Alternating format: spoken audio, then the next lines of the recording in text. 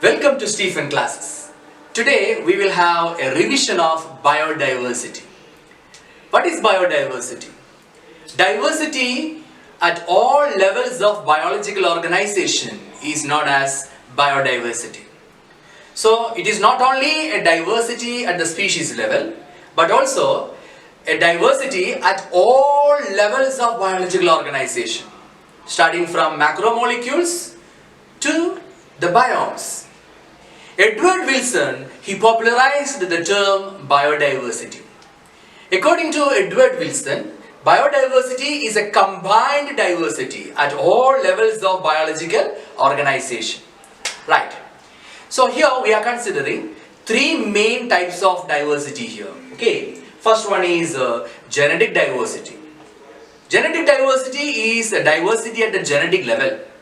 For example, Rudolphia vomitoria, which is growing in Himalaya, is showing genetic variation in its potency and concentration of a chemical substance called reserpine. Our reserpine alavilum adinte shaktiyilum variation kanikiyanu. Appo there are different genetic variations of Rudolphia vomitoria. Another example is rice. There are about 50,000 varieties of rice here and around 1,000 varieties of mango in India. So that describes the genetic diversity. Now another one is species diversity. The diversity at the species level is known as species diversity. For example, take the case of amphibian species in Western Ghats. We have more amphibian species in Western Ghats compared with Eastern Ghats. So that is a very good example of species diversity. Now we move on to the next topic, that is ecosystem diversity. Ecosystem diversity, it is the diversity at the ecosystem level. For example, in India, we have different types of ecosystems or different geographical regions we have, like deserts, rainforest, mangroves, coral reefs, wetlands, estuaries, alpine meadows. So here we have a variation in the ecosystems, or we have a diversity of ecosystem. So that is what is called ecosystem diversity. Right. Now we move on to another topic, that is total number of species on the earth. The global species diversity. Right. According to IUCN, there are 1.5 million species described so far. But according to Robert May പറയുന്നത് നമ്മൾ ഇത് ഇത്രയൊന്നുമല്ല, ഇനിയും ഒരുപാട് ജീവികളെ നമ്മൾ കണ്ടെത്താനുണ്ടെന്നാണ് പറയുന്നത്. There are about 7 million species more to be discovered. So according to Robert May, 7 million species are there on the Earth's surface. So considering the species to be discovered in tropics, only 22% of the total species have been recorded so far. നമ്മൾ വെറും 22% മാത്രമേ ഇതിനകം കണ്ടെത്തിയിട്ടുള്ളൂ എന്നാണ് Robert may പറയുന്നത്. Now animals, when you consider total species, animals they constitute more than 70%. Plants എന്ന് പറയുമ്പോൾ ഇവിടെ Plantae അതുപോലെ ഫഞ്ചേ രണ്ട് കിങ്ഡവും കൂടി കൂടിയിട്ടാണ് 22%. Right. Now we move on to the next topic. Most species rich in taxonomic group among animals. അതായത് ആനിമൽസിലെ ഏറ്റവും rich ആയിട്ടുള്ളത് ഏത് ഗ്രൂപ്പാണ്? ഇൻസെക്ട്സ് ആണ്. 70% of animals are comprised of insects. So we can say that out of every 10 animals, they are insects. 7 are insects. അപ്പോൾ അതാണ് നമുക്ക് പറയേണ്ടത്. ഇൻസെക്ട്സ് ആണ് ഏറ്റവും കൂടുതൽ. ഓക്കെ, ഇവിടെ പല പൈ ഡയഗ്രാം കൊടുത്തിട്ടുണ്ട്. അപ്പോൾ അതിൽ തന്നെ നിങ്ങൾക്ക് കാണാൻ സാധിക്കും ഇൻസെക്ട്സിന്റെ ആ ഒരു പ്രൊപ്പോർഷൻ വളരെ കൂടുതലായിട്ട് അവിടെ കാണാൻ പറ്റും. Right. Now the number of fungal speciesന്റെ ഒരു പൈ ഡയഗ്രാം നിങ്ങൾ നോക്കൂ അല്ലേ.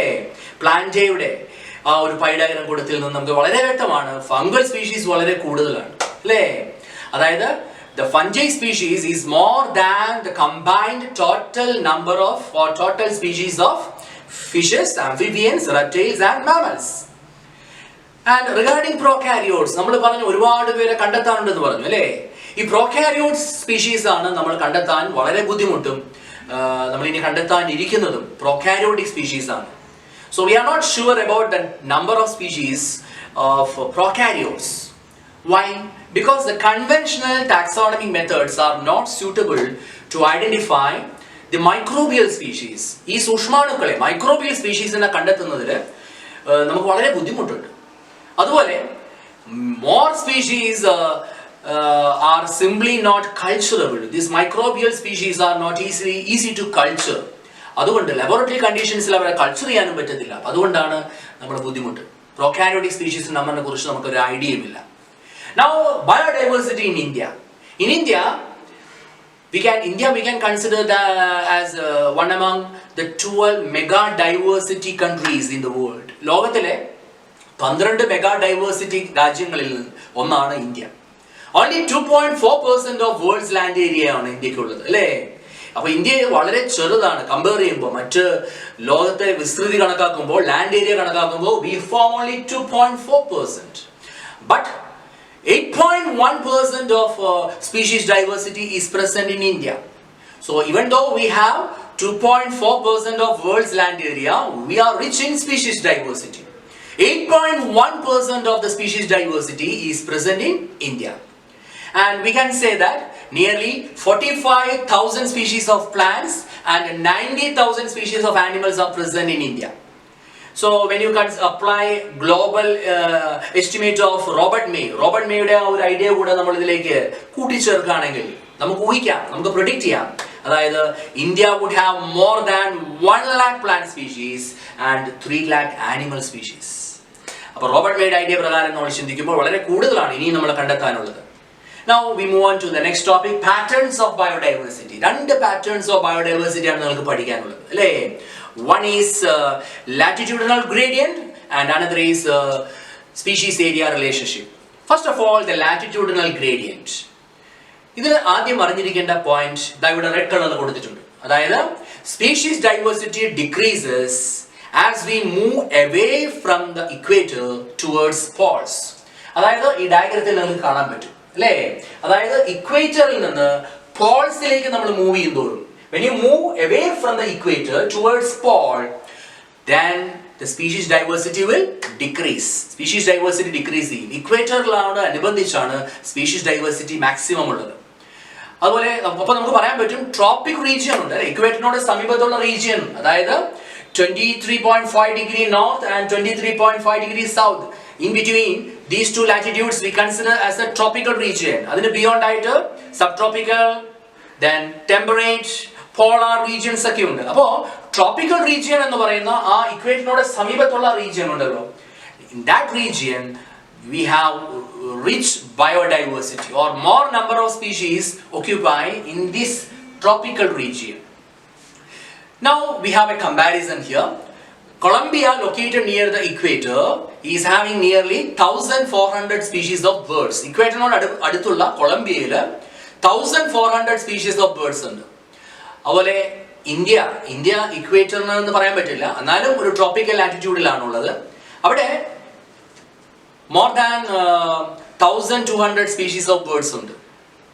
ഇനി നമ്പർ ഓഫ് സ്പീഷീസ് ന്യൂയോർക്കിന്റെ കാര്യം എടുക്കുവാണെങ്കിലോ 41 ഡിഗ്രി നോർത്തിലാണ് ന്യൂയോർക്ക് കിടക്കുന്നത്, അല്ലേ? അവിടെ 105 സ്പീഷീസ് ഓഫ് ബേർഡ്സ് മാത്രമേ ഉള്ളൂ. അപ്പോൾ കുറഞ്ഞു വരുന്നതാണ്. ഗ്രീൻലാൻഡ് ആണെങ്കിലോ, ഗ്രീൻലാൻഡ് എന്ന് പറയുമ്പോൾ 71 ഡിഗ്രി നോർത്ത് ആണ്. അപ്പോൾ ആ ലാറ്റിറ്റ്യൂഡിൽ വരുമ്പോൾ അവിടെ പിന്നെയും കുറയാണ്. അവിടെ 56 സ്പീഷീസ് ഓഫ് ബേർഡ്സ് മാത്രമേ ഉള്ളൂ. അപ്പോൾ ഇതിന് അർത്ഥമാക്കുന്നതാണ് ഇക്വേറ്ററിൽ നിന്ന് പോൾസിലേക്ക് മൂവ് ചെയ്യുന്നതോറും സ്പീഷീസ് ഡൈവേഴ്സിറ്റി കുറഞ്ഞു വരും. അത് നോർത്തിലേക്കായാലും സൗത്തിലേക്കായാലും ഇക്വേറ്ററിൽ നിന്ന് അകലുന്നതോടും when you move away from the equator, species diversity will decrease. Tropical forest region like Ecuador എന്ന് പറയുമ്പോൾ tropical rainforest region ആണ്, അല്ലേ? It is having 10 times more, as many species of vascular plants as the forest of equal area in the temperate region like midwest of USA. Midwest of USA ലുള്ള ഇത്രയും equal region ആയിട്ട് compare ചെയ്യുമ്പോൾ ഇക്വഡോറിൽ 10 മടങ്ങ് species ഉണ്ടെന്നാണ് പറയുന്നത്. Vascular പ്ലാന്റ്സിന്റെ 10 മടങ്ങ്, 10 times more vascular plant species are present in Ecuador because Ecuador is lying in tropical region or it is the tropical forest region. Okay, now biodiversity, patterns of biodiversity. species area relationship. The German naturalist and geographer Alexander von Humboldt, he observed that within a region, species richness increased with increased explored area, but only up to a limit. അതായത് species richness വർദ്ധിക്കുകയാണ്. Alexander von ഹംബിൾട്ട് പറയുന്ന idea ഇതാണ്, species richness വർദ്ധിക്കുന്നു, explored area കൂടുന്നതിനനുസരിച്ച് species richness വർദ്ധിക്കും, but only up to a limit. Species richness will increase only up to a limit. അപ്പോൾ ആദ്യം species richness കൂടും. നമ്മൾ എക്സ്പ്ലോർ ചെയ്യുന്ന ഏരിയ ചെറുതാണെന്ന് വിചാരിക്കുക, അതിനേക്കാൾ ഒരു എ എന്ന് പറഞ്ഞ ഏരിയ ചെറുതാണ്, അതിനേക്കാളും ബി എന്ന ഏരിയ വരുമ്പോൾ അതിനേക്കാളും സ്പീഷീസ് ഡൈവേഴ്സിറ്റി കൂടും. സി എന്ന് വരുമ്പോൾ എക്സ്പ്ലോർഡ് ഏരിയ കൂടുമ്പോൾ വീണ്ടും വർദ്ധിക്കും. എന്നാൽ പിന്നീട് വലിയ ഏരിയയിലേക്ക് വരുമ്പോൾ ഈ വർധന സ്പീഷീസ് ഡൈവേഴ്സിറ്റിയിലുള്ള ഒരു ഇൻക്രീസ് അത്ര കണ്ട് വരുന്നില്ല. So only up to a limit, this species diversity will increase by increased explored area. And the relation between species richness and the area for a wide variety of taxa turns out to be a rectangular hyperbola. നമ്മൾ ഇതൊരു ഇക്വേഷനിലേക്ക് കൊണ്ടുവരാം. S is equal to C A raised to Z. അപ്പോൾ S is equal to C A raised to Z എന്ന് നമുക്ക് എഴുതാൻ പറ്റും.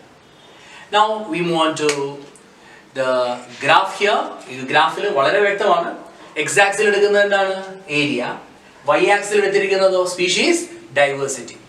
So here the actual shape is a rectangular hyperbola. അല്ലേ? When you plot this graph, area against species diversity graph, here it is actually having a shape of rectangular hyperbola. പക്ഷെ ഇവിടെ അങ്ങേയറ്റത്ത് നമുക്ക് points, അതായത് species ഡൈവേഴ്സിറ്റിയിലുള്ള ചെറിയ change, area കൂടുന്നതിനനുസരിച്ചുള്ള ചെറിയ change കണ്ടുപിടിക്കാൻ ബുദ്ധിമുട്ടാണ്. അതുകൊണ്ടാണ് നമ്മൾ അതിനൊരു സ്ട്രെയിറ്റ് ലൈനിലേക്ക് കൊണ്ടുവരുന്നത്. അപ്പോൾ സ്ട്രെയിറ്റ് ലൈനിലേക്ക് കൊണ്ടുവരുന്ന നേരത്ത് അവിടെ കാര്യങ്ങൾ മാറുകയാണ്, അല്ലേ? When you change it to a straight line, the equation will be different. The equation will be log S is equal to log C plus Z log A. അപ്പോൾ ലോഗരിതമിക് സ്കെയിൽ എടുക്കുമ്പോൾ, അതായത് ലോഗ് എടുക്കുമ്പോൾ അവിടെ equation ഇപ്രകാരമാണ്, log S is equal to log C plus Z log A. Okay, so here S is species richness, A is area, Z is the slope of the line or regression coefficient, and C is y-intercept. Right. Now the value of Z lies in the range of 0.1 to 0.2. Z-ന്റെ value ഇവിടെ 0.1നും 0.2നും ഇടയിലാണ് വരുന്നത്. അതായത് ഒട്ടുമിക്ക regions നമ്മൾ consider ചെയ്യുകയാണെങ്കിലും Z-ന്റെ value 0.1 to 0.2 ആണ്. Large area ആണ് നമ്മൾ കൺസിഡർ ചെയ്യുന്നത് ഇവിടെ നിശ്ചയമായിട്ട് നമ്മൾ പറയുന്നുണ്ട് കേട്ടോ. In the species area relationship among very large area or when you consider entire continents, the slope of the line is much steeper. അതായത് വലിയ ഏരിയ ആയിട്ട് നമ്മൾ എടുക്കുകയാണെങ്കിൽ അപ്പോൾ Z വാല്യൂ മാറുന്നു, അല്ലേ? Z value will be higher, 0.6 to 1.2. അപ്പോൾ ഇവിടെ ഒരു കാര്യം ഉറപ്പാണ്, അതായത് slope of the line increase ചെയ്യുക അല്ലെങ്കിൽ സ്റ്റീപ്നെസ് കൂടുകയാണെന്ന് വിചാരിക്കുക. അപ്പോൾ അതിനനുസരിച്ച് Z വാല്യൂ കൂടുന്നു. Z വാല്യൂ കൂടുക എന്ന് പറഞ്ഞാൽ അത് 0.6 to 1.2 ഒക്കെ ആവും ലാർജ് ഏരിയ ആയിട്ട് നമ്മൾ കൺസിഡർ ചെയ്യുകയാണെങ്കിൽ. അപ്പോൾ അതിൻ്റെ അർത്ഥം അവിടെയെല്ലാം സ്പീഷീസ് ഡൈവേഴ്സിറ്റി ഇൻക്രീസ് ചെയ്യുന്നു എന്നാണ്. Okay, so when the slope of the line increases or when the steepness increases, species diversity will increase. അതാണ് ഇവിടുത്തെ concept. Okay, now in the case of frugivorous birds and mammals in the tropical forest of different continents, the slope is 1.15. Right. Now we move on to the loss of biodiversity. Different species have been extinct due to human activity.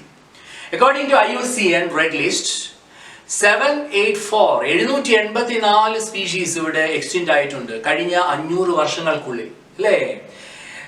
338 vertebrates, 359 invertebrates, and around 87 plants have been extinct so far.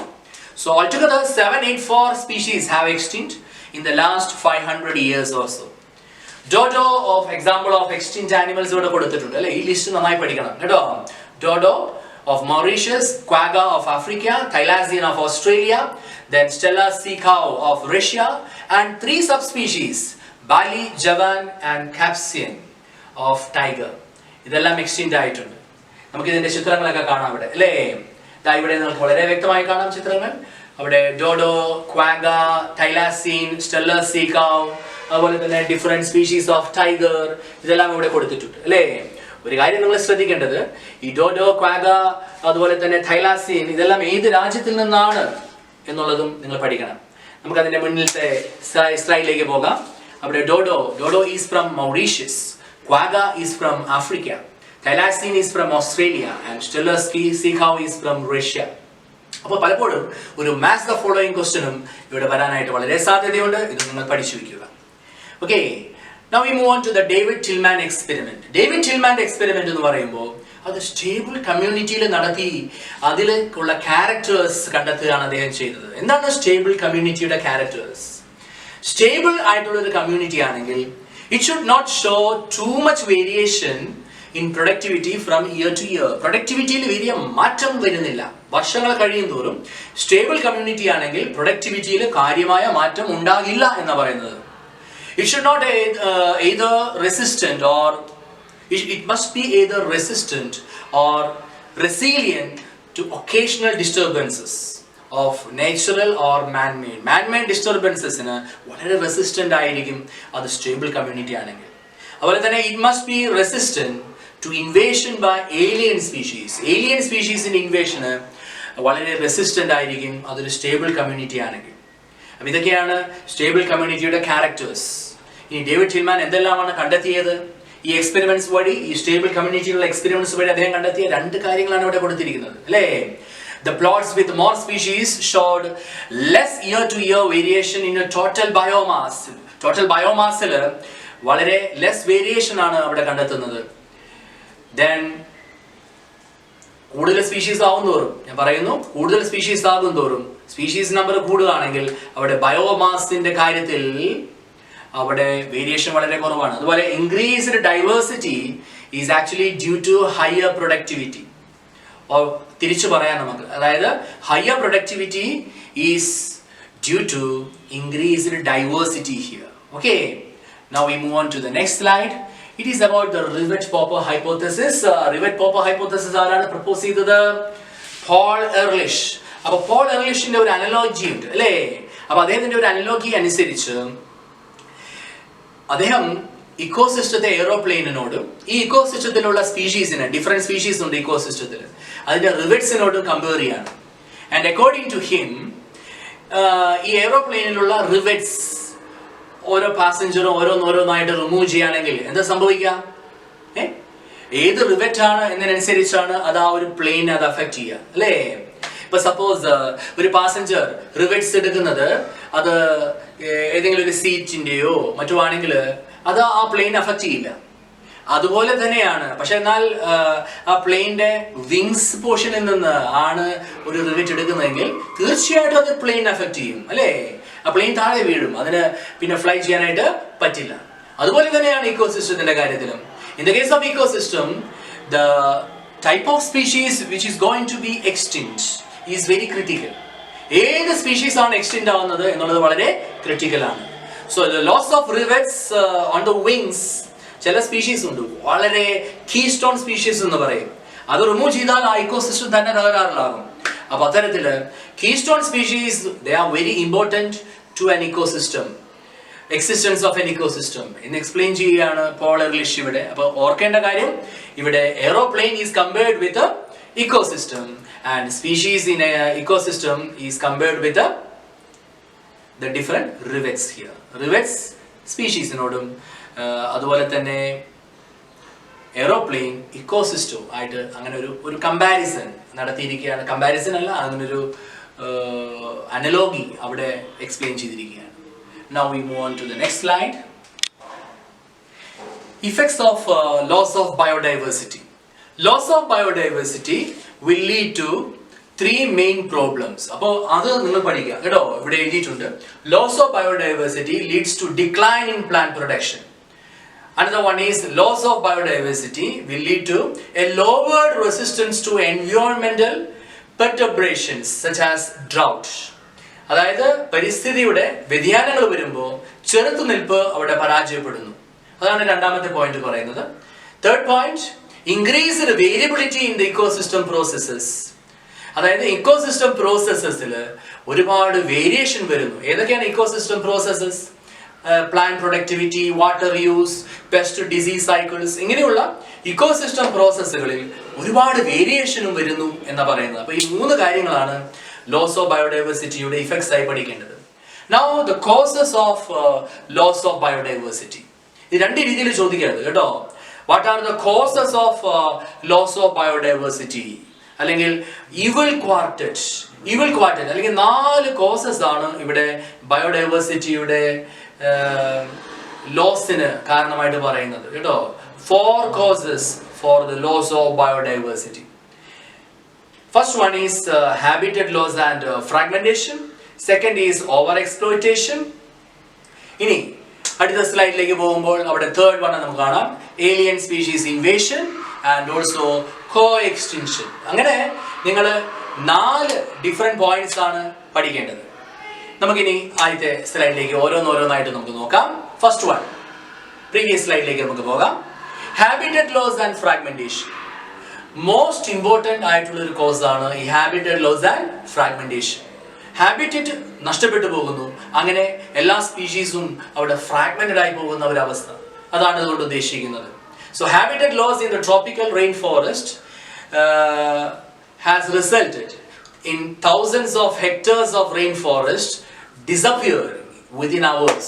മണിക്കൂറുകൾ കൊണ്ട് നമുക്ക് ഒരുപാട് hectares of rain ഫോറസ്റ്റുകൾ നഷ്ടപ്പെട്ടുകൊണ്ടിരിക്കുക എന്നാണ് പറയുന്നത് അല്ലേ. Loss of 14% to 6%. അതായത് ട്രോപ്പിക്കൽ റെയിൻ ഫോറസ്റ്റ് മുമ്പ് 14% ഉണ്ടായിരുന്നു ലാൻഡ് ഏരിയയുടെ, പക്ഷെ ഇപ്പോൾ വെറും 6% മാത്രമേ ഉള്ളൂ. വളരെയധികം ഗണ്യമായി കുറഞ്ഞിട്ടുണ്ട് നമുക്ക് ട്രോപ്പിക്കൽ റെയിൻ ഫോറസ്റ്റ്. അങ്ങനെ ഹാബിറ്ററ്റ് ലോസ് ഒരുപാട് നടക്കുന്നു. Take the case of Amazon rain forest. Amazon rain ഫോറസ്റ്റിനെ നമ്മൾ എന്താ പറയുന്നത്? ലങ്സ് ഓഫ് ദ പ്ലാനറ്റ് എന്ന് പറയുന്നത് അല്ലേ.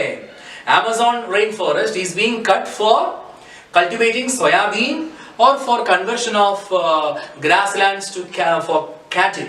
അതായത് കാറ്റിലെ ഗ്രാസ് ലാൻഡ്സ് ആയിട്ടും കൺവേർട്ട് ചെയ്യുന്നു. അതുപോലെ സോയാബീൻ കൾട്ടിവേഷന് വേണ്ടിയിട്ടുമൊക്കെ ഈ ആമസോൺ റെയിൻ ഫോറസ്റ്റ് ഒരുപാട് നഷ്ടപ്പെട്ട് നമുക്ക് പോയിട്ടുണ്ട്. അപ്പോൾ അതെല്ലാം ഹ്യൂമൻ ആക്ടിവിറ്റീസ് വഴിയാണ് ഇങ്ങനെ ഹാബിറ്ററ്റ് ലോസും ഫ്രാഗ്മെന്റേഷനും ഒക്കെ സംഭവിക്കുന്നത് അല്ലേ. So when very large habitats are broken into fragments, mammals, birds requiring large territories and certain animals with migratory habits are badly affected, leading to population declines. അപ്പോൾ migratory habit ഉള്ള പ്രത്യേകിച്ച് mammals, birds ഇവരെയാണ് കൂടുതൽ ഇത് affect ചെയ്യുന്നതെന്നാണ് പറയുന്നത്. Now coming to over exploitation. Over exploitation എന്ന് പറയുമ്പോൾ അമിതമായ ചൂഷണം ചെയ്യുക. Many species such as stellar sea cow, passenger pigeon, etc. they became extinct because of over exploitation. അപ്പോൾ മത്സ്യസമ്പത്തും ഒരുപാട് നമുക്ക് നഷ്ടപ്പെട്ടുകൊണ്ടിരിക്കുന്നുണ്ട് അല്ലേ. ഈ രീതിയിൽ ഓവർ എക്സ്പ്ലോയിറ്റേഷൻ വഴി ഒരുപാട് സ്പീഷീസ് നമുക്ക് നഷ്ടപ്പെട്ടുകൊണ്ടിരിക്കുന്നുണ്ട്. Now coming to the alien species invasion. Alien species invasion, that is another cause of loss of biodiversity. Alien species will cause decline or extinction of indigenous species. അതായത് ഒരു പ്രത്യേക സ്ഥലത്തുള്ള സ്പീഷീസിന്റെ ഡിസപ്പിയറൻസിന് അത് കാരണമാകും. Nile perch introduced into Victoria Lake resulted in extinction of more than 200 species of cichlid fishes. So അത് ഒരു example ആയിട്ട് നമുക്ക് പഠിക്കാം. അതുപോലെ invasive weed species like carrot grass or parthenium, lantana and water hyacinth, ഇതൊക്കെ എക്സാമ്പിൾസ് ആണ്. ഇതെല്ലാം alien species ആയിട്ട് നമുക്ക് കൺസിഡർ ചെയ്യാം. അവ വന്നപ്പോൾ എന്താ സംഭവിക്കുന്നത്? നേറ്റീവ് സ്പീഷീസ് എക്സ്റ്റിൻറ്റ് ആകുന്നു.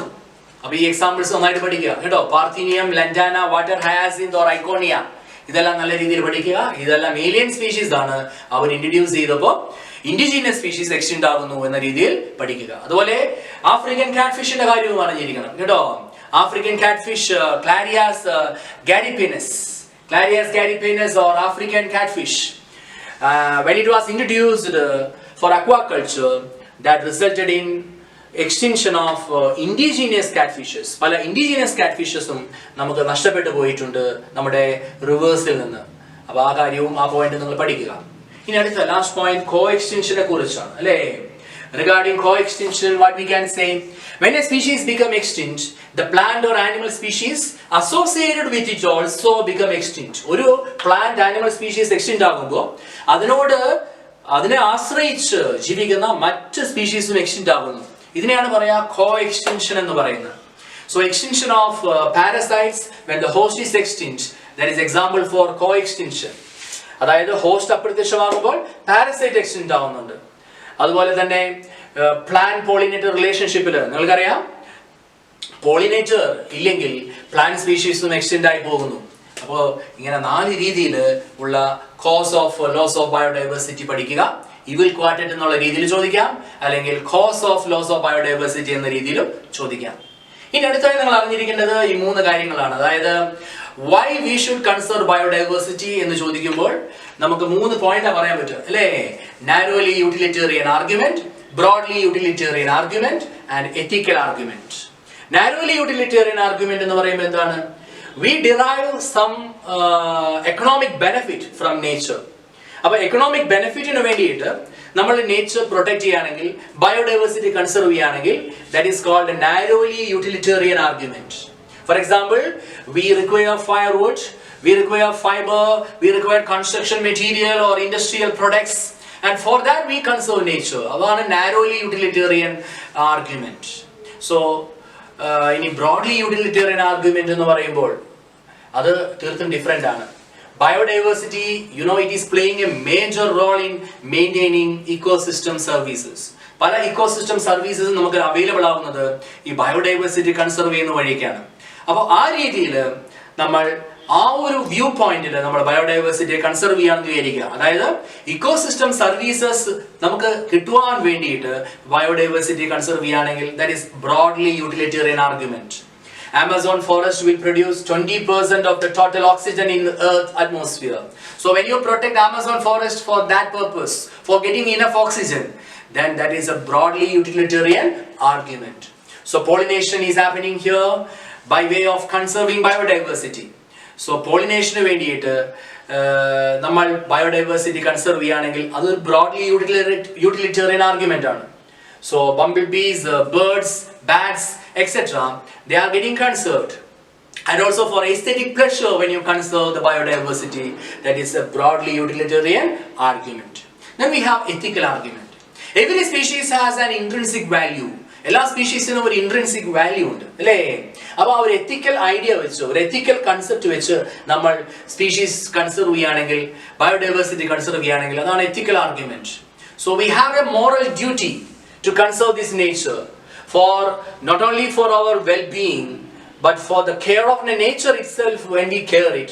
That is called the ethical argument. Now in situ conservation and ex situ conservation ഈ ഡിഫറൻസ് നിങ്ങൾക്ക് നന്നായിട്ട് അറിയാമല്ലോ അല്ലേ? in situ conservation എന്ന് പറഞ്ഞാൽ എന്താണ്? conserving organisms in their own natural habitat, that is called in situ conservation. അവരുടെ natural ഹാബിറ്ററ്റിൽ തന്നെ ഒരു സ്പീഷീസിനെ കൺസർവ് ചെയ്യുകയാണെങ്കിൽ അതാണ് in situ conservation. For example national park, sanctuaries, bio reserves, ഇതെല്ലാം ഈ ഇൻസിറ്റു കൺസർവേഷൻ ആണ്. Because we conserve organisms in their own habitat. So India is having 14 biosphere reserves, 90 national parks and 448 wildlife sanctuaries. So that is in situ conservation. ഈ institute കൺസർവേഷന്റെ ഭാഗമായി തന്നെ നിങ്ങൾ പഠിക്കുന്ന ഈ hot sports conserve ചെയ്യുന്നതിനെ കുറിച്ച് പഠിക്കുന്നു അല്ലേ? എന്താണ് ഹോട്ട് സ്പോട്സ് എന്ന് പറഞ്ഞാൽ ചോദിക്കാറുള്ളതാണ്. What are hot spots? Hot spots are the regions having rich biodiversity where we can see threatened plant animal species. Threatened ആയിട്ടുള്ള പ്ലാന്റ് ആനിമൽ സ്പീഷീസിനെ കണ്ടുവെത്തുന്ന റീജിയൻസ് ആണ് ഈ ബയോഡൈവേഴ്സിറ്റി ഹോട്ട്സ്പോട്സ്. നമുക്ക് ഇങ്ങനെയും പറയാം, hotspots are having very high level of species richness and also high degree of endemism. Species റിച്ച്നെസ്സും വളരെ അധികമാണ്, അതുപോലെ തന്നെ എൻഡമിസവും ഉണ്ട് ഇവിടെ എന്ന് പറയാം.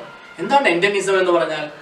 എൻഡമിസം എന്ന് പറഞ്ഞാൽ സ്പീഷീസ്, എൻഡമിക് സ്പീഷീസ് എന്ന് പറയും അല്ലേ? അതായത് species that are confined to a particular region and not found anywhere else, that is called endemic species. So a lot of endemic species ഉള്ള അല്ലെങ്കിൽ എൻഡമിസം ഉള്ള ഒരു റീജിയൻ ആണ് ഹോട്ട് സ്പോട്ട്സ് എന്ന് പറയുന്നത്.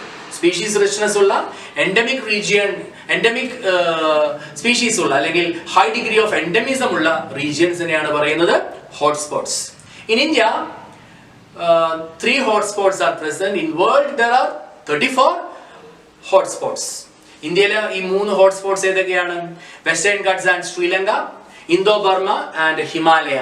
ഇങ്ങനെ 3 റീജിയൻസിലാണ് ഹോട്ട്സ്പോട്ട്സ് ഇന്ത്യയിലുള്ളത് എന്നാണ് പറയുന്നത്. അപ്പോൾ ഈ 3 റീജിയൻസ് ഏതൊക്കെയാണെന്ന് ചോദിക്കും കേട്ടോ. Now, national park, sanctuary, bio reserve, എന്താണ് ഇവ തമ്മിലുള്ള വ്യത്യാസം?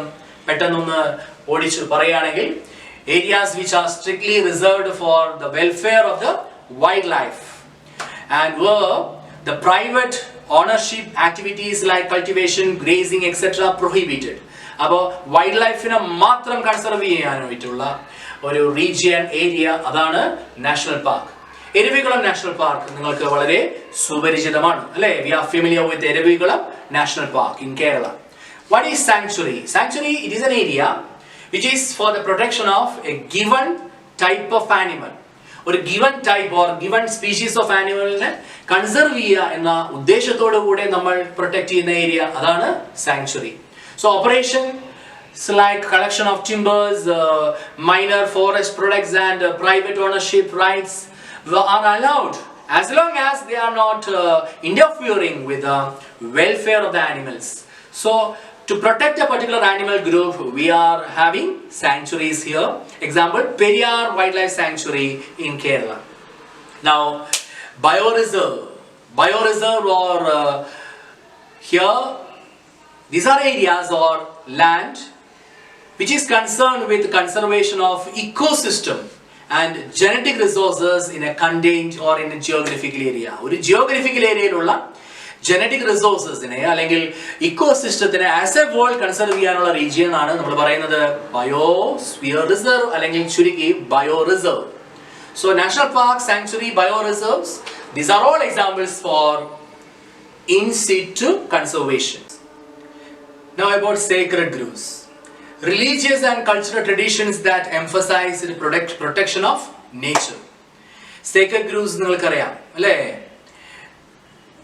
Sacred groves in Khasi, Jhentia hills in Meghalaya, Aravalli hills of Rajasthan. ഇതെല്ലാം എന്തിന് എക്സാമ്പിൾ ആണ്? സേക്രഡ് ഗ്രൂവ്സിന് എക്സാമ്പിൾ ആണ്. അതുപോലെ തന്നെ western Ghat regions of Karnataka, Maharashtra, Sarguja, Chanda, Batsar areas of Madhya Pradesh. These are all examples for sacred groves. Okay. Ex situ conservation.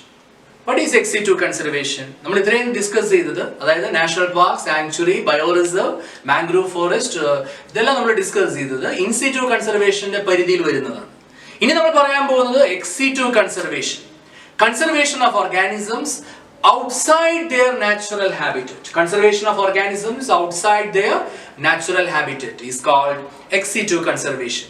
Example, genetic resource centers, zoological park, botanical garden, safari park, gene banks. These are all examples for ex situ conservation. So we are conserving organisms outside their natural habitat. Okay. Now finally നമ്മൾ രണ്ട് conventions ഒക്കെ പഠിക്കാനുണ്ട് അല്ലേ? The historic convention of biological diversity or the Earth Summit held in Rio de Janeiro in 1992. It called upon all the nations to take appropriate measures for conservation of biodiversity and sustainable utilization of its benefits. The World Summit on Sustainable Development held in 2002 in Johannesburg, South Africa. Here, 190 countries pledged to reduce the current rates of biodiversity loss. അപ്പോൾ ഈ രണ്ട് സമ്മിറ്റും അതെവിടെ നടന്നു എന്നുള്ള കാര്യങ്ങളും അതിൻ്റെ aim എന്തായിരുന്നു എന്ന കാര്യവും നിങ്ങൾ നന്നായി പഠിക്കുക. അപ്പോൾ ഇതോടെ നമ്മൾ ബയോഡൈവേഴ്സിറ്റി ചാപ്റ്റർ അവസാനിക്കുന്നു. ഒരു ചെറിയ റിവിഷൻ ക്ലാസ് ആയിരുന്നു ഇത്. എല്ലാവർക്കും എക്സാംസിന് നല്ല വിജയം ആശംസിക്കുന്നു. ഓക്കെ, വീണ്ടും കാണാം. Good bye.